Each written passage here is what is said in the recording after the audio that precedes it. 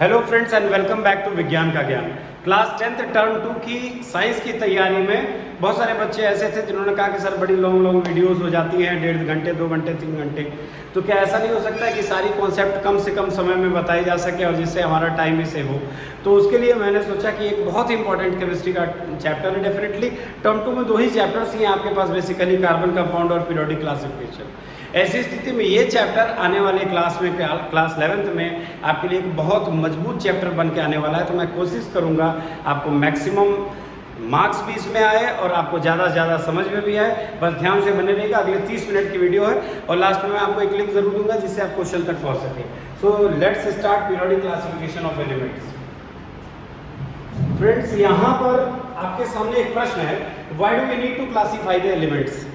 बहुत सारा कुछ पढ़ने की ज़रूरत नहीं है। सिंपली इस समय हमारे आसपास में बहुत सारी चीज़ें, हाइड्रोजन है, कार्बन है, ऑक्सीजन, नाइट्रोजन है, लेकिन हमें कैसे पता है कि कार्बन डाइऑक्साइड का इस्तेमाल फोटोसिंथेसिस के लिए होता है, ऑक्सीजन हम इनहेल करते हैं, नाइट्रोजन जो होता है वो प्रोटीन बनाने के लिए या फिर ग्रोथ के लिए वर्क करता है, या इसी तरह से गोल्ड जो है ऑर्नामेंट की तरह। यानी कि कहीं ना कहीं कोई ना कोई ऐसी एक कड़ी रही होगी जिस कड़ी में हम लोगों को समझ में आएगा कि इन एलिमेंट्स का ये यूज़ किया जा सकता है। हम कैसे जानते हैं कि ये सॉल्ट फैमिली है, यानी कि हम उसको कहते थे कि भाई ये क्लोरीन फैमिली है, ये कार्बन फैमिली, ऑक्सीजन फैमिली।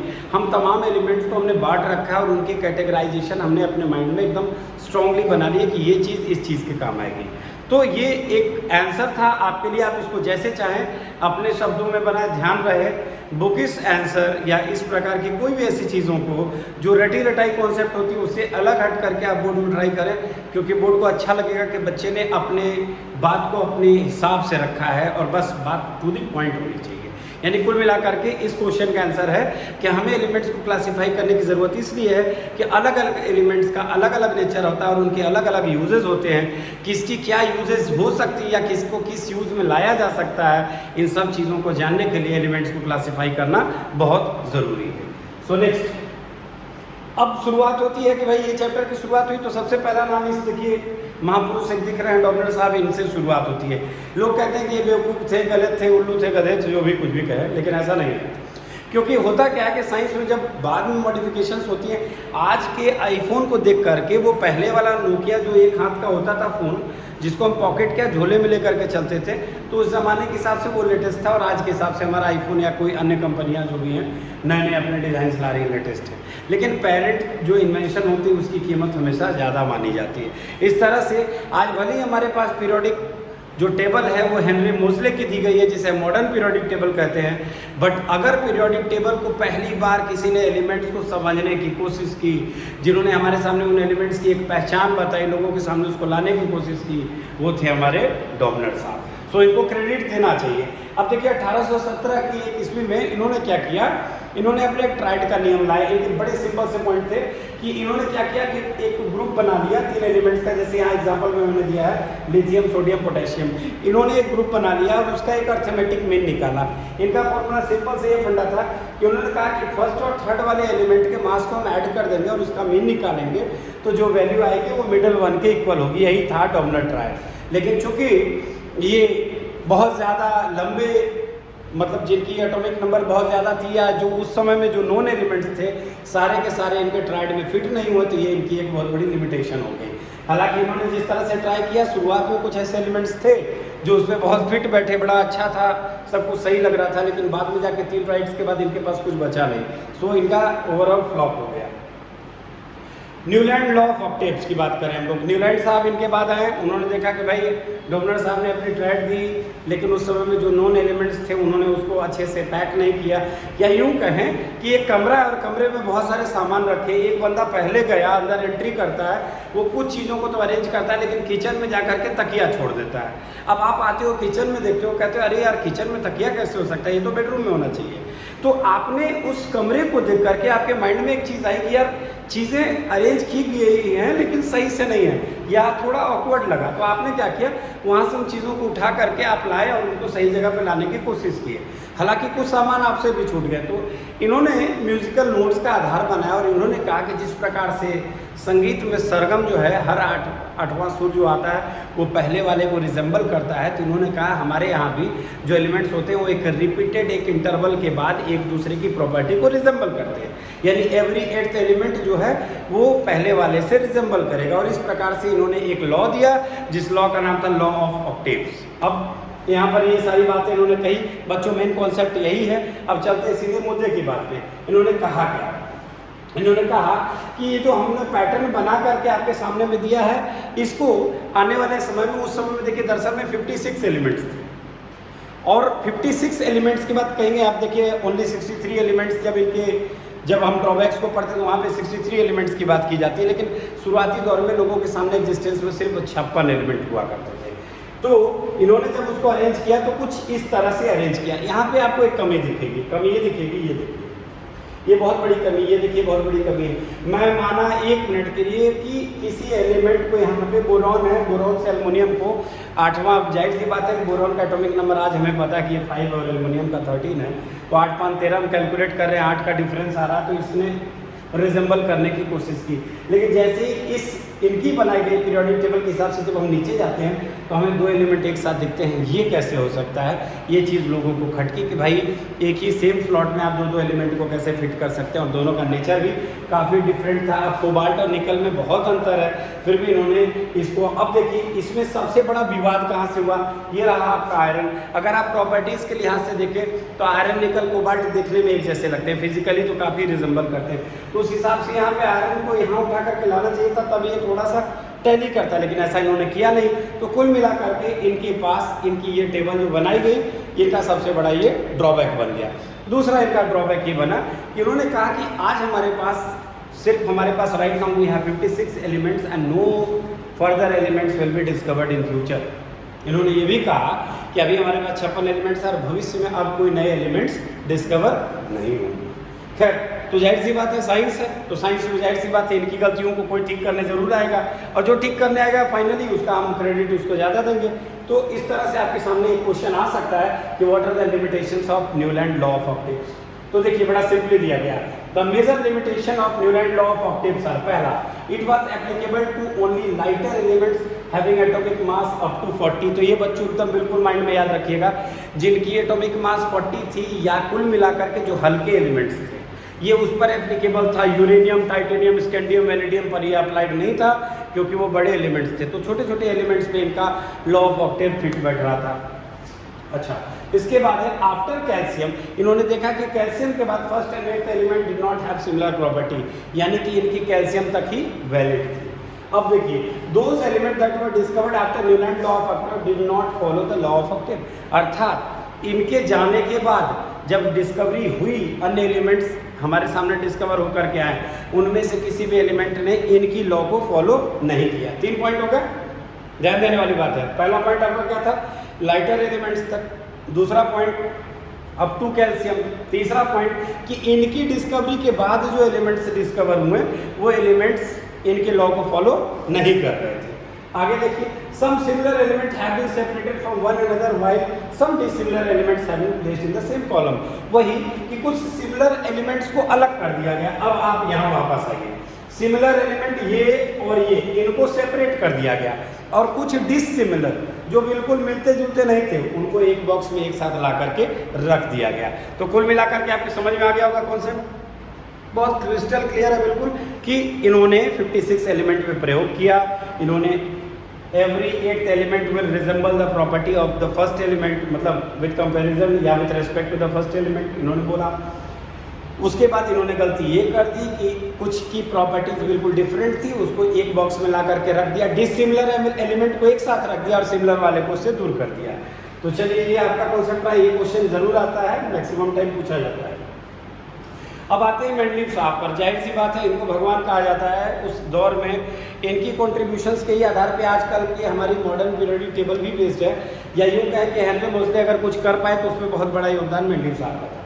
ये आए तो इन्होंने कहा कि यार ये था न्यूलैंड, इन्होंने न्यूलैंड के वर्क को देखा, इधर डॉर्नर के वर्क को देखा, इन्होंने कुछ अपना एक कैलकुलेशन किया, फिर इन्होंने बोला यार इन्होंने कुछ पत्ते ले लिए, ताश के कुछ पत्ते ले लिए, और हर पत्ते पे इन्होंने क्या किया कि एलिमेंट्स के नाम को लिखना शुरू किया और क्रमबद्ध तरीके से पिन करते चले गए। मान लो कि ये एक बोर्ड है और इन्होंने ऐसे ऐसे करके पिन करना शुरू किया दीवार पे। जब ये आगे बढ़े और इनका एक्सपेरिमेंट आगे बढ़ा तो इनको मालूम पड़ा कि दो प्रॉपर्टी एलिमेंट की थी, वो पीरियोडिक फंक्शन थी उनकी एटॉमिक मासेस की। बहुत बड़ा इनको चीज समझ में आया कि जो एलिमेंट की प्रॉपर्टी है वो वास्तविकता में वो प्रॉपर्टी किसकी है, उनके एटॉमिक मासेस की। पहला पॉइंट। दूसरा, इन्होंने 63 एलिमेंट्स को उनके बढ़ते हुए एटॉमिक मासेस के क्रम में सजा दिया। जैसा कि मैंने अपने कहा कि ताश के पत्तों की तरह कुछ कार्ड्स थे, उसको इन्होंने प्रॉपरली अरेंज कर दिया 1 2 3 4 ऐसे करके, मतलब बढ़ते क्रम में कि एक के बाद दो आएगा, दो के बाद 3 4 ऐसे करके आएगा। इन्होंने जो टेबल बनाया उसमें जो वर्टिकल कॉलम्स थे उनको इन्होंने ग्रुप कहा। वर्टिकल कॉलम को इन्होंने क्या कहा, ग्रुप कहा, और हॉरिजॉन्टल रो को इन्होंने क्या कहा, पीरियड कहा। ये एकदम दिमाग में रखने वाली चीज़ है। देखिए बच्चों, ये तो तय है, स्टाफ पेपर रिटन है, गारंटेड है। आप चैनल पे कमेंट में आकर के ज़रूर बताइएगा। मेंडलीव से क्वेश्चन होगा ही होगा, अटल है, कोई काट नहीं पाएगा। सीबीएसई बोर्ड में मेंडलीव साहब से एक क्वेश्चन ना आए ऐसा हो नहीं सकता है, और मॉडर्न पीरियोडिक टेबल से क्वेश्चन ना आए ये भी कोई काट नहीं सकता है। न्यूलैंड और डॉबनर में से एक क्वेश्चन जरूर आएगा, 2 मार्क्स में आएगा, वो मैं आपको इंपॉर्टेंट क्वेश्चंस में लेकर के आपको एक सीरीज करा दूंगा, ठीक है। फिलहाल देखिए, तो इन्होंने ग्रुप और पीरियड की बात की। The elements with similar physical and chemical property come under same group, और जिनको थोड़ा सा इन्होंने फिजिकली और केमिकली सिमिलर देखा उनके बीच में एक रिलेशनशिप स्टेब्लिश करके उनको एक ग्रुप में ला करके रख दिया। खास बात ये है, जिस तरह से इन्होंने अरेंज किया था उस अरेंजमेंट को कोई आज तक हिला नहीं पाया। इनकी डिस्कवरी की एक खास बात और भी थी, वो ये कि जो डिस्कवर नहीं हुए थे उसको भी इन्होंने आने वाले समय के हिसाब से खाली जगह छोड़ दी, ये सोच करके कि आने वाले समय में भी कुछ एलिमेंट्स आएंगे। संस्कृत के एक शब्द का इस्तेमाल किया, इका, एक, उससे इका एल्युमिनियम, सिलिकॉन और बोरॉन करके इन्होंने पहले ही बता दिया था कि इन फ्यूचर ये एलिमेंट्स आने वाले हैं, और उनकी जो प्रेडिक्शन थी वो बिल्कुल सही बैठी। आप समझ रहे हैं ना, मतलब उन्होंने जो एक्सपेरिमेंट किया था इस आधार पे किया था कि ये चीज़ें आएगी। अच्छा, आपको एक चीज़ और भी बता दें, जो आज के डेट में हम लोग नोबल गैसेस की बात करते हैं, ये जगह उन्होंने पहले ही छोड़ी थी कि फ्यूचर में वहाँ पर आएंगे, अनरिएक्टिव टाइप के गैसेस होंगे, वो वहाँ पर आकर के जुड़ जाएंगे। तो ये इनका एक बहुत बड़ा कॉन्ट्रीब्यूशन था। आगे देखिए, मेरिट्स इनकी क्या क्या थी। तो सबसे पहले मेरिट अभी मैंने बता दिया कि कुछ ब्लैंक स्पेसेस इन्होंने छोड़ दिया जो डिस्कवर नहीं थे, जो अनडिस्कवर्ड एलिमेंट थे। दूसरा, he predicted the discovery of some elements, जो अभी मैंने आपको समझा दिया। तीसरा, noble gases discovered later could be placed without disturbing the existing order, यानी कि आज जो हम लोग जिनको नोबल गैसेस कहते हैं, जो ग्रुप 18 में आते हैं, उनके लिए इन्होंने खाली जगह छोड़ दी थी, और बिना किसी छेड़छाड़ डिस्टर्बेंस के वो चीज़ पीरियोडिक टेबल में आके आज फिट भी हो गया। और इन्होंने कुछ और चीज़ें की, जैसे करेक्शन ऑफ एटॉमिक मास जैसी चीज़ों पर इन्होंने काम किया। इन्होंने नए एलिमेंट्स का प्रेडिक्शन भी किया, और इसके अलावा बाद में जाकर के नोबल गैसेस भी लेट में डिस्कवर हुए। तो ये आपसे अगर मेरिट्स पूछेगा तो मेरिट्स में आप इस पॉइंट को दिखा देंगे। अब मैं इसके बाद आपका 5 मिनट लूँगा कुछ लिखने के पैटर्न बताने पे। नेक्स्ट, अब इनकी लिमिटेशंस क्या थी। जाहिर सी बात है, अगर किसी की अच्छाई है तो कुछ बुराई होगी। तो देखिए, पहला था पोजीशन ऑफ हाइड्रोजन। जाहिर सी बात है, आइसोटोप्स का पोजीशन क्लियर नहीं हुआ, क्योंकि आइसोटोप्स को जिस तरह से हम जानते हैं उसमें एटॉमिक नंबर तो चेंज नहीं होता है, लेकिन मास चेंज होता है, और मास का बहुत बड़ा रोल भी होता है किसी भी, क्योंकि आपने तो कहा था कि एटॉमिक मासेस के ही हिसाब से पीरियोडिक फंक्शन होता है ना, सही है। पहला लाइन ध्यान से सब लोग मेरे और देखिए, सब लोग, आप लोग व्यूअर्स भी देख रहे होंगे। जो इन्होंने अपनी पीरियोडिक टेबल की शुरुआत की तो उन्होंने पहला ही लाइन कहा था कि एलिमेंट्स की प्रॉपर्टी वो फंक्शन होता है उनका periodic function of their atomic masses. अगर ये बात सही है और अगर आपका एक्सपेरिमेंट सही है तो फिर आप हाइड्रोजन को पोजीशन कैसे दे सकते हैं। हाइड्रोजन का पोजीशन जो है वो अनएक्सप्लेन्ड है आज भी। क्यों? अब इसका रीजन समझिए। देखिए, पीरियोडिक टेबल ऐसे हमारे सामने दिखता है ना, सबसे पहले लेफ्ट हैंड साइड में हमारा ग्रुप 1 है। क्या है? उसे हम कहते हैं एल्कली मेटल। क्या कहते हैं? Alkali metal. अब एल्कली मेटल से तो बहुत सारा चीज आपको क्लियर हो जाएगा। अब उन मेटल्स के लिए ग्रुप 1 बना है और आप ग्रुप 1 में सबसे ऊपर में अपने हाइड्रोजन को बिठा दिया। इसका मतलब यह है कि आपके हिसाब से हाइड्रोजन एक मेटल था, बट ये पॉसिबल नहीं था। हाइड्रोजन मेटल नहीं था, है भी नहीं, आज भी नहीं है। तो ऐसी स्थिति में पोजीशन ऑफ हाइड्रोजन को लेकर के विवाद इनका था, तो ये इनका पहला था। देखिए यहाँ लिखा गया one A group with alkali metal के साथ। दूसरा पोजीशन ऑफ आइसोटोप, आइसोटोप्स को कोई सही जगह दी नहीं गई, दूसरा इनका था। तीसरा इनका एक बहुत बड़ा cause of periodicity, Mendeleev could not explain the cause of periodicity separation of similar elements, some dissimilar element have been placed together. कुछ बेमेल के एलिमेंट्स जो एक दूसरे से मेल नहीं खाते थे उनको एक साथ ला करके इनकी पीरियोडिक टेबल में रखा गया, और कुछ जो मेल जोल से मतलब बिल्कुल मिलते थे उनसे, वो उन एलिमेंट्स को बिल्कुल एक दूसरे से दूर किया गया। अब ऐसी स्थिति में ये भी चीज़ सोचने का विषय है कि जो चीज़ें मिल नहीं रही थी उन चीज़ों को आपने कैसे ला करके वहाँ पुट कर दिया, जबकि वो चीज़ें जो उससे नहीं मिल रही वो एक साथ है और जो मिल रही हैं उनसे दूर हो गई। तो ये भी इनका एक पीरियोडिसिटी का सिंपल सा फंडा आप ये समझिए कि एक निश्चित पीरियड पर चीज़ें खुद को रिपीट करती हैं, सही है, यही होता है पीरियोडिसिटी। तो इस चीज़ को इन्होंने एक्सप्लेन करना उचित नहीं समझा। आगे चलिए, मॉडर्न पीरियोडिक टेबल की बात करें, it was designed by Henry Moseley. इसको हेनरी मोज़ले के द्वारा डिजाइन किया गया था अंडर द इन्फ्लुएंस ऑफ, ध्यान रहे आप लोगों का, under the influence of Mendeleev's periodic table, Henry Moseley was able to explain some new things that was known as modern periodic table. What is periodic table? A table which represent all type of elements with their position in a single table. आप समझ रहे हैं ना, simple सा है। बहुत तरह के एलिमेंट्स को जब उनके अलग अलग, जैसे हम लोगों ने कहा है ना कि पीरियोडिक टेबल को हम ध्यान से देखते हैं तो लेफ्ट पूरा मेटल है और राइट पूरा नॉन मेटल। अब ये लेफ्ट मेटल और राइट नॉन मेटल जो है, ये चीज़ें जो है ये कैसे एक दूसरे से मतलब अलग की गई होंगी।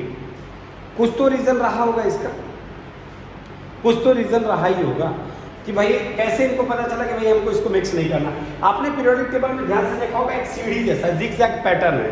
ये जिगजैग पैटर्न जो है वो सेपरेट करता है नॉन मेटल्स को मेटल्स से, क्योंकि हम एक साथ अगर उनको हम कर देते तो आपको पता है metal plus non metal becomes metallic salt. हमेशा के तौर पे अगर हम जैसे देखिए ना, सोडियम मेटल है, क्लोरीन नॉन मेटल है, दोनों को मिक्स करते हैं क्या बन जाता है? Metallic salt. दो ही चीज़ हो सकता है, मेटल नॉन मेटल मिलेंगे तो दो ही चीज़ होगा, इधर वो मेटालिक सॉल्ट बनेगा, नॉन मेटालिक सॉल्ट बनेगा, डिपेंड करता है। अब इनकी tubular arrangement of elements in group and period वही सिंपल सी चीज़ है, किसी चीज़ को ग्रुप और पीरियड में रिप्रेजेंट कर देना is called periodic table. The physical and chemical property of element are the periodic function of their atomic number. अब यहाँ पे बात सही आई। इससे पहले ये था एटॉमिक मास की बात लोग कर रहे थे, अब इन्होंने बात की एटॉमिक नंबर की बात की। किसकी बात की इन्होंने? एटॉमिक नंबर की। इन्होंने कहा कि ये जो एटॉमिक नंबर होते हैं इन्हीं की वजह से ये प्रॉपर्टीज या ये फीचर्स या कैरेक्टरिस्टिक्स देखा जाता है। इनके पीरियोडिक टेबल में 18 वर्टिकल कॉलम थे, 18 वर्टिकल कॉलम, जिसको ग्रुप्स कहा गया। ऐसे ऐसे ऐसे करके वर्टिकली चला गया, 1 से लेके 18 तक, और सबको एक नाम भी दिया गया जो कि मैं आपको बता दूंगा अभी थोड़ी देर में। अच्छा, दूसरा इनके पास 7 हॉरिजॉन्टल रो थे, 1 2 3 4 5 6 7। इसको इन्होंने क्या कहा? पीरियड। तो कुल मिला करके वर्टिकल और हॉरिजॉन्टल याद रखिएगा। वर्टिकल जो थे वो ग्रुप थे और हॉरिजॉन्टल जो था वो आपका क्या था? पीरियड का। वर्टिकल आपके ग्रुप थे, वर्टिकल कॉलम क्या थे? ग्रुप थे, और हॉरिजॉन्टल आपका क्या था? पीरियड। ठीक। Atom of different element with the same number of occupied outer shell are placed in the same period. जाहिर सी बात है, जैसे किसी का 1 1 1 है, मान लीजिए अभी हम लोग कहते हैं कि कोई एलिमेंट को हम लोग कैसे ग्रुप 1 में रखते हैं, तो जाहिर सी बात है ग्रुप 1 में हम जिसको भी रखते हैं सबकी वैलेंस इलेक्ट्रॉन 1 है, 1 1 1 1 1। तो एक ही ग्रुप में रखेंगे, डिफरेंट उनकी पीरियड होगी 1 2 3 4 5 6। पीरियड किस आधार पर तय होता है? उसके नंबर ऑफ सब सेल्स के आधार पर। सही है ना? समझ रहे हैं कॉन्सेप्ट? इसको करके बताऊं, दो एलिमेंट्स के बीच में आप समझ जाएंगे ना। जैसे देखिए ना हम लोग, जैसे लिथियम, फिर सोडियम, फिर पोटेशियम करते हैं ना। लिथियम, सोडियम, पोटेशियम तीनों में एक बात कॉमन है, लिथियम की भी वैलेंसी 1, सोडियम की भी वैलेंसी 1 और फिर पोटेशियम की भी वैलेंसी 1। लेकिन सब सेल्स बढ़ रहे हैं, तो जिसके जैसे सेल्स बढ़ रहे हैं उस हिसाब से उसकी पीरियड तय हो गई। खैर वो बात की बात है। Position of an element tells us about the chemical property, मतलब एलिमेंट की पोजीशन हमें उसकी केमिकल प्रॉपर्टी भी बताती है।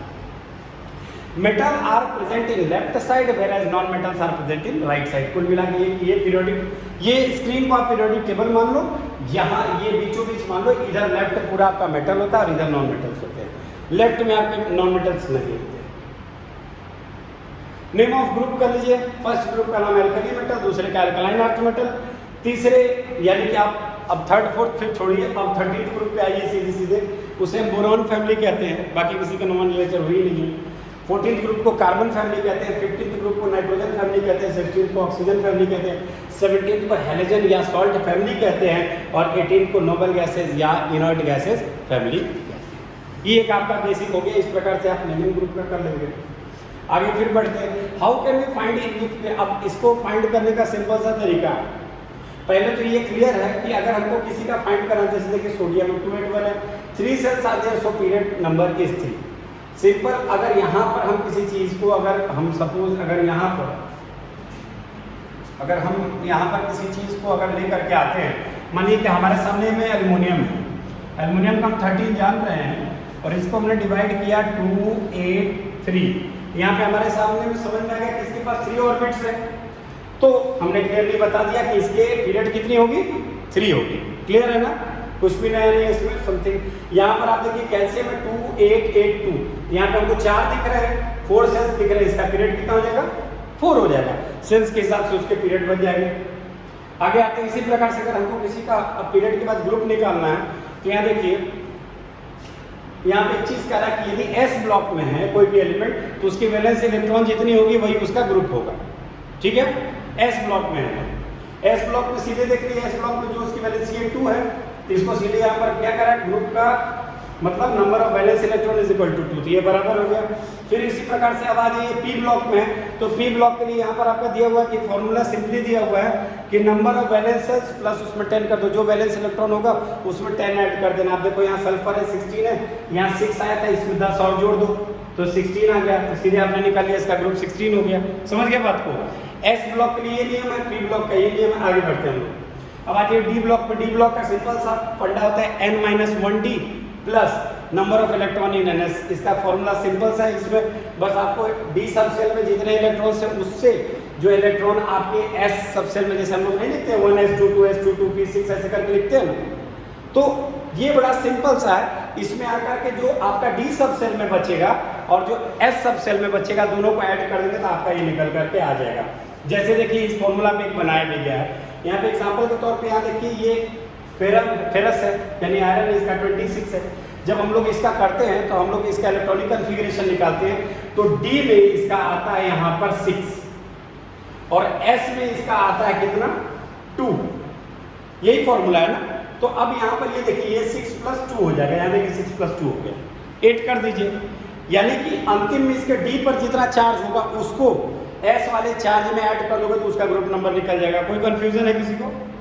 इसको इलेक्ट्रॉनिक कन्फिगरेशन आपको करना सिखा दिया ऑपो प्रिंसिपल से।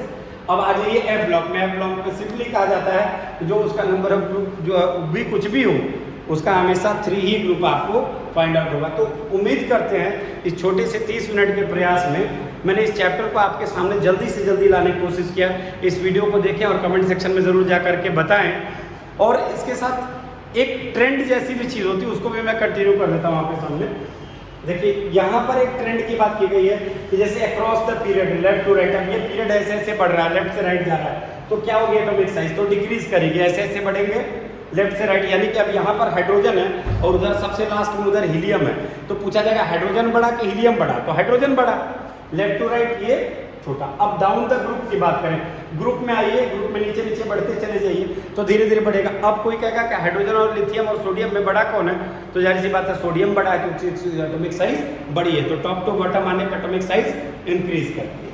वैलेंस इलेक्ट्रॉन जो होता है लेफ्ट से राइट बढ़ेंगे तो जाहिर सी बात है बड़े एलिमेंट्स आएंगे तो बढ़ेगा, इंक्रीज करेगा। इसमें सेम रहता है डाउन द ग्रुप। यही तो कारण है कि ग्रुप 1 में सारे के सारे की वैलेंसी हमेशा 1 ही रहती है। क्लियर है? अब आज ये मेटालिक कैरेक्टर धीरे धीरे डिक्रीज करता है, तभी तो राइट में नॉन मेटल्स मिलते हैं। और यहाँ पे डाउन द ग्रुप जो है वो इंक्रीज करता है। अब आपसे किसी ने पूछा लिथियम ज़्यादा मेटालिक है कि सोडियम ज़्यादा मेटालिक है, तो आप बोलोगे सोडियम ज़्यादा मेटालिक है। क्लियर? बड़ा एलिमेंट है, उसके पास पावर ज़्यादा है। ठीक, अब इसी प्रकार से नॉन मेटालिक कैरेक्टर इंक्रीज करता है और डाउन द ग्रुप आप आएंगे तो डिक्रीज करता है। अब बहुत सारी चीज़ें इसमें दी गई, इन सब चीज़ों का बहुत ज़्यादा ज़रूरत नहीं। कुल मिलाकर के ये आपके क्लास तक के लिए आपके काफ़ी सीमित था।